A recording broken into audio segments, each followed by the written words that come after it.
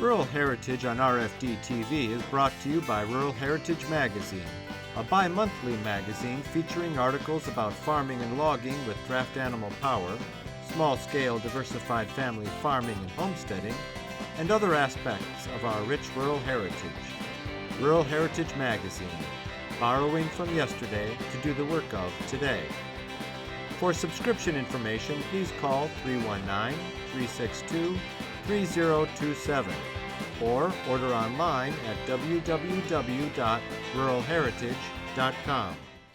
Hi, I'm Joe Mishka. Welcome to another episode of Rural Heritage TV. We did this cut, started over there, I'm working my way this way, and it's all for deer habitat. He wants regrowth in here. Okay. And up here you got a lot of stunted aspen. Like this is all pretty old, but it's not big. And it's so thick that it's dying. So there I'm leaving that, we're leaving as many maple as we can, but this will come back super, super thick. And effectively, Aspen? Yeah, aspen and maple. Okay. And as we cut and I allow those maple over the years to gain a foothold, eventually it'll be more maple than aspen. Okay. But it won't be this cut. But this property, this guy basically wants it managed for whitetail habitat in grouse, and both need this. So we're going to cut little chunks of it off in certain areas and leave. And let's say when this starts to grow back thick, we might go next door here across this trail. What kind of oak is it? Just a scrub oak. Okay. Yep. They're tough. They will grow back no matter what. Yeah. And they feed a lot. A lot of people up here wonder what are all these deer and what are these animals eating? We have tons of hazelnut and we have a ton of scrub oak. And one scrub oak that's 30 foot tall will feed a lot of animals. It drops a lot of acorns. In the fall, the bear will climb them and just strip the limbs and branches. And you think the tree's gonna die, but they come back. But this is how I cut one little short trail through here.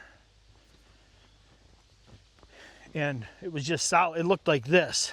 Yeah, right. It was just thick. Right. And then I just start working my way out of it.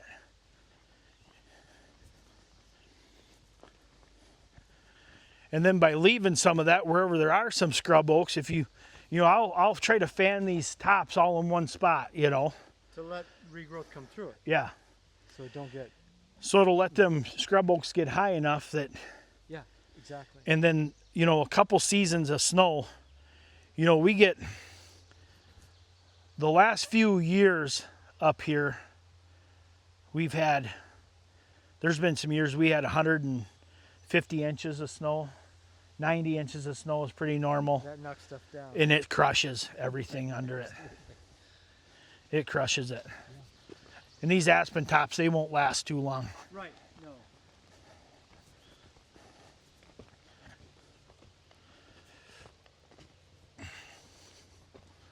So you're gathering the sticks here, and then you're bringing the skid loader down to take them back up? Yeah. Yeah, and this job here, I'm not forwarding this, the landowner is. I see, okay. So that's his skid steer, and he just wants to utilize my time to get this stuff out. You got it like that? Yeah. Yeah, I don't have to haul anything up here to load with. And he just don't want to fall it, because some of these, you look at these, it isn't like it's real hard to fall, but they're crowded. They're crowded, and generally, if you're going to fall a tree, if you look at that top, the way it leans, it looks like a hand. And wherever those fingers point, that's where that tree generally wants to lean. Okay. But these are crooked enough that that's not always the case. Can't judge it by So you got to kind of get the feel of what you're doing and how it's, how it's going to go.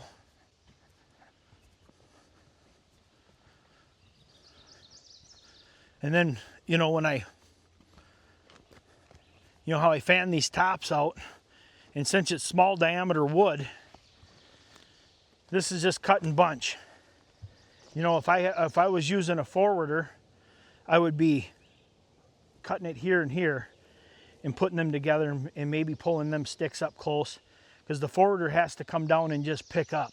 Right. But with the old pulp style horses, a lot of times you'd have a Go Devil or something if you had a bigger job or longer skid to pile this in like this. And it's a lot of handling of the wood, but that's how you get enough. You know, if you're just skidding out one of those trees at a time, Yeah. you can't do it. There's about 3 trees right in this skid. Right. Exactly. And the same thing here. Now that's a little bit bigger, and there'll be, you know, I'll get 3 sticks out of there. That'll be, you know, that's 5 sticks in that tree. There's 5 in this, and 4 in this one, and then right down the line, you know. So the ones you're measuring, is that for what do you call them? Not blanks. What do you call them? Bolts? Bolts. Nope, this is all going to be pulpwood. Okay. It's all even though it's small and some of it looks healthy, it's stunted enough that it's got rotten spots in it. Gotcha. But I just left it like this just so I didn't have to pile it. Okay, so you're measuring it to cut it up later. Yeah, when I get it up there, I'll cut it. So it eventually goes on a truck going perpendicular to the road? Yep. Yeah. Depending on who hauls, a lot of guys have what they call a crib trailer, so they're hauling it lengthways. And some guys still have the old sideways, and then they got to strap the loads. Right. But the crib trailers, they don't got to strap it. They can put it in there and just go, as long as they're not over the crib. But this is not the funnest of stuff to work. You see how thick it is. Yeah. And it's hard to look good doing it. You just get in there and it just beats you up. It's knocking your hat off. It's knocking your hat off. You're Right. falling down. It's just... Right. Yeah. But no matter what you're doing, you got to be as efficient as possible. And safe. As safe as possible. Yeah. So I try to plan like, okay, I don't know, you know, I fell this tree. That happened to be right there on that dead chunk. So I cut those dead chunks out. I flipped the top 2 sticks back. I carried them sticks back to there. That way I can get a chain under them pretty easy. Yep. And now here, I didn't have that opportunity, you know. So I didn't waste a lot of time making it orderly. Right. When I get the chain there, I'll suck it up and choke it, turn the horse That'll quick, and bunch then go. Yep. And then, like on some of my stumps here, you see how I cut these little, rather than grind that whole stump off in this sandy ground, like I told you how it would eat your chain up. Yeah. You know, I can come in here where I've already cut. So I've already got my chain through it. Right. And I can come in with the tip of the saw and blast through it that way. That way the sawdust is flying out, not pulling back up and through my chain. And it's not perfect, but it puts enough of a slant on there that these climb up and over instead of catching. Yeah. So you'll see that all through here. Wherever I have to go, Yeah, I was noticing that. there will be a slant, and that's what I've done there.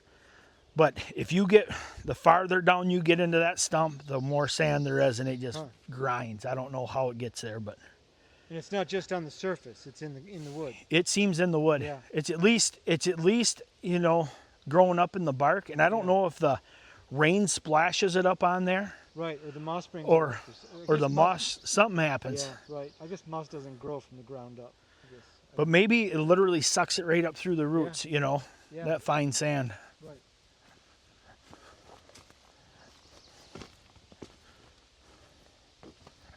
But I'll grab him and start skidding. That's just my sharpening bench there. But then you know, I pull out to one of these piles or the other, you know, and I just pull up here and start bucking. When I get a few drags out, I'll park them and buck them. And you just roll them up in the pile by hand, you know, or rock them up on your leg, and you try to get them as even as possible, because otherwise it's miserable for whatever's forwarding them, those little sticks. Yeah. Especially this time of year, this bark pops off so easy. Okay. And it's like grabbing something slimy or slippery. It just slips right out of the bucket. Right.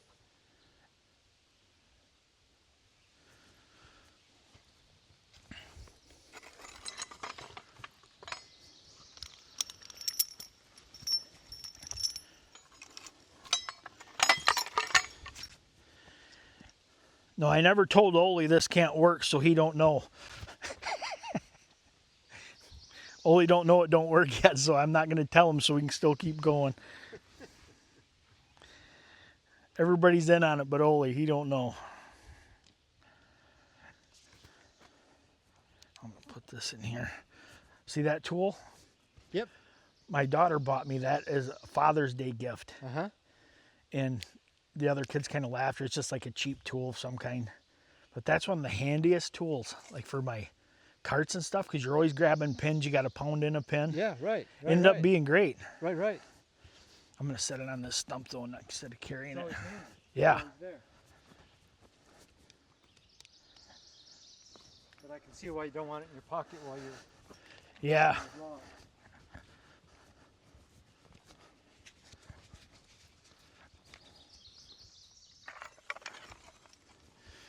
And see, oh boy, ooh. So I got a permanent tie there for him Oh yeah. instead of retying every time. Right. There again, that's just something to try to speed things up a little bit. So I don't got to retie a knot every time.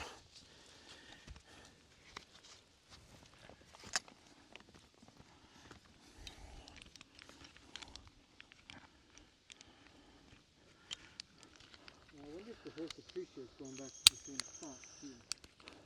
These guys seem to for sure, Yeah. You think? because they like habits. Yeah. Right. They like to do the same things. Exactly. Come around, boy. Right there.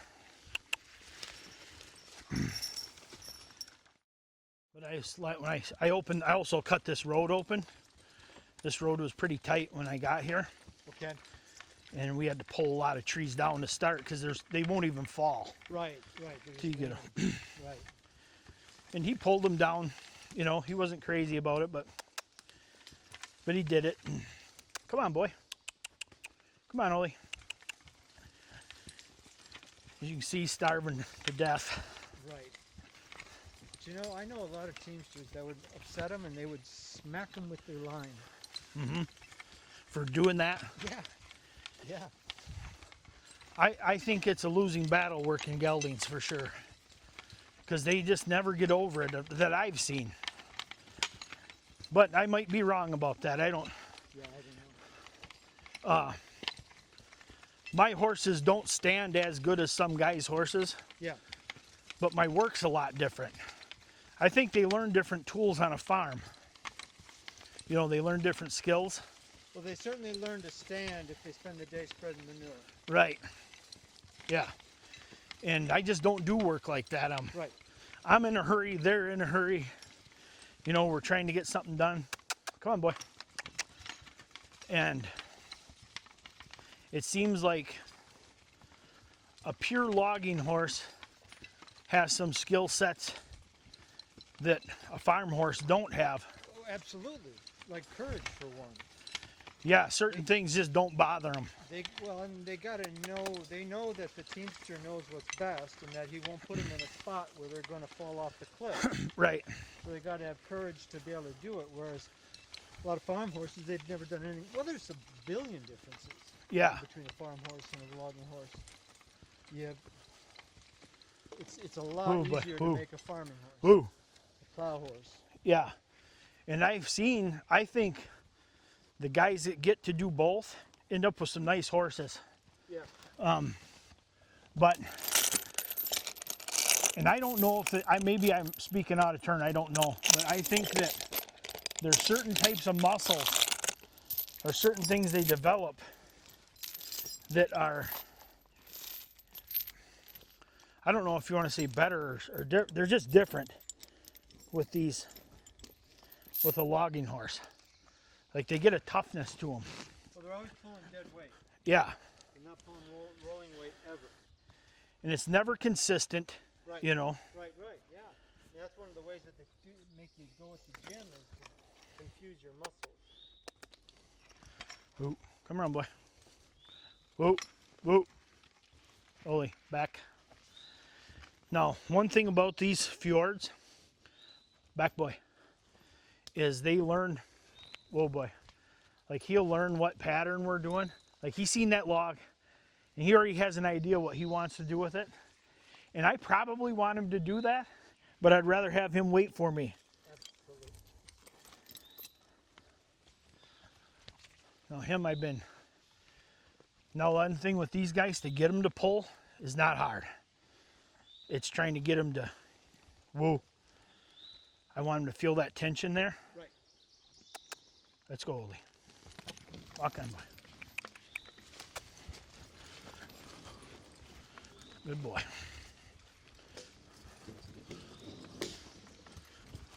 Whoa, whoa. Step, step, step, step, bull. Step, whoa, step, step, step, step, whoa. Good boy. Stand up a little. Stand up a little. Stand up a little. Whoa, whoa. Walk on.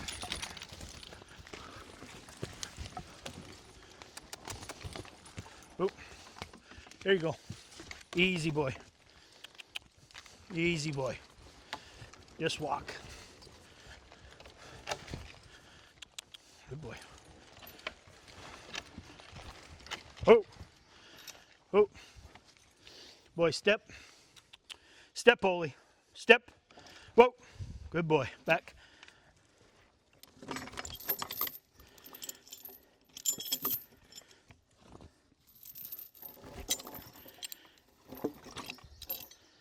Come ahead, boy. Come ahead. Easy. Easy. Woo. G. G, boy. G around, boy. G. Right there. Good boy. Now, if I do a few more skids up here, I will not G him again. I'll make him go ha to turn him. Yeah. Because like I said, anything with the pattern to these guys, it's lock solid in their mind, you know?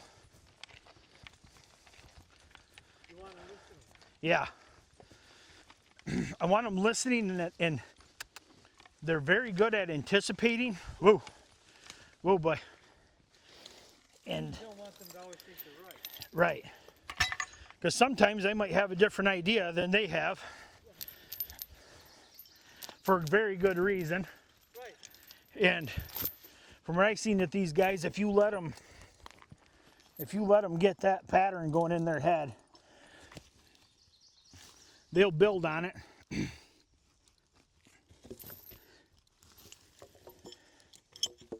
And they do that because they're able to do that because they are smart.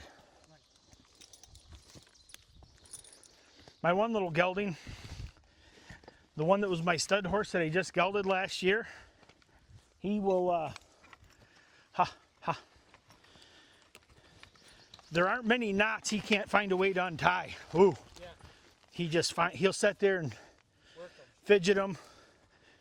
And I'll see him out there and I'll say, Stig, knock it off. And he'll stand still and like he's not doing it.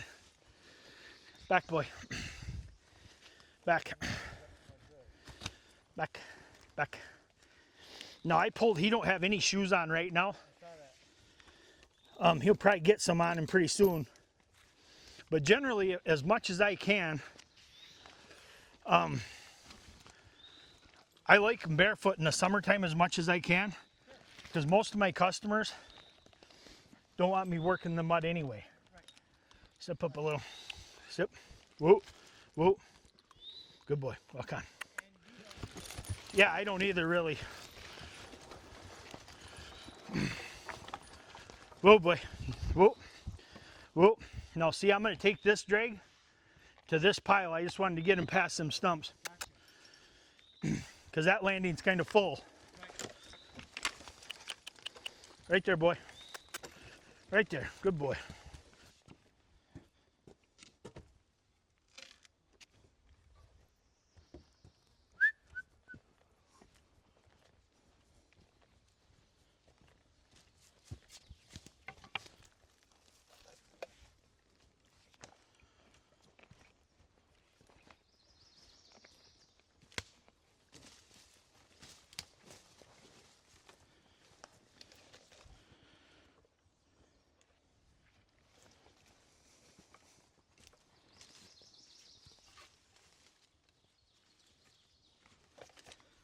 Now generally I have in this type of wood, I'll have like an 8-foot stick, measure stick.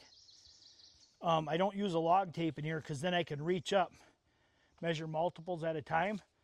But this wood is so crooked in here, that's the longest straight piece I could find. So it's a half. I got to flip that one. Okay. I need some new log grabs, so I made these. So you got both kinds of hooks on it. Both kinds of hooks. Nice. I got this one I can put a tong on, or I use it for a handle. Yeah. And it is a little longer than I want it. I wish I had that swivel down here, Ring? but I don't want to cut that ring, and I didn't want to. At the time, that's what I could do. Yeah. But that comes off easy, Right. and then I can hook a couple of these together and do train rigs or rig trees for falling too.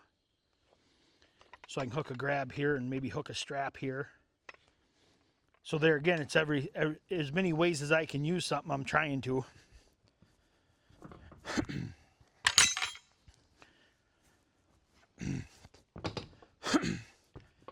When I showed that to some people, they were like, well, why would you do that? You know, it's like, well, I needed it that day. I didn't want to spend $100 and order one and wait a week. Right. So I went to the hardware store and made them. Yeah. You know. Right. And Now you got it.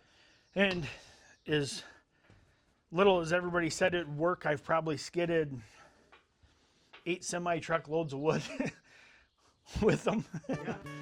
Between the two, you know. So they work good enough, I guess. This program is available for purchase. To order your copy, please call 319-362-3027 or visit www.ruralheritage.com. Rural Heritage is a bi-monthly magazine dedicated to draft animal farming and logging, as well as other aspects of our rich rural heritage. It is published by Mishka Press, which also offers a complete line of Back to the Land books, DVDs, and calendars. Call or write for a catalog or subscription information, or visit our website at www.ruralheritage.com.